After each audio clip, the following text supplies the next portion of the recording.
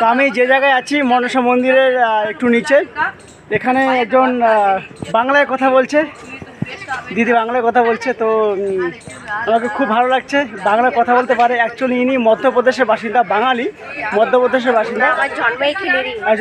জন্ম এখানে, আর জন্ম এখানে হরিদ্বারে। হ্যাঁ। আর মধ্যপ্রদেশে বাবার বাড়ি।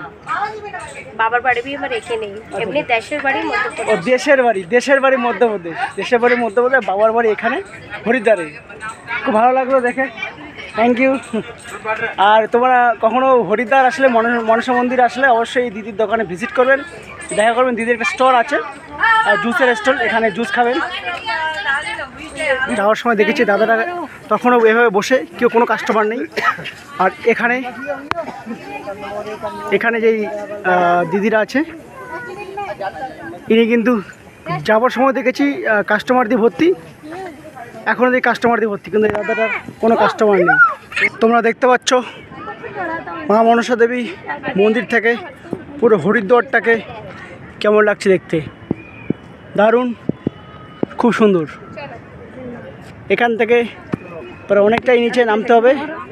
খুব সুন্দর ভিউ দেখুন, অনেক সুন্দর ভিউ। এখানে দেখতে পাচ্ছেন প্রচুর লোকের স্বপ্ন, প্রচুর মানুষের স্বপ্ন দেখতে পাচ্ছেন। এই যে এইগুলো পাথরের যে বাড়িগুলো করেছে, প্রচুর লোকের স্বপ্ন।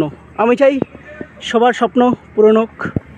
আমি এখন বর্তমানে আছি গঙ্গা নদীর উপরে।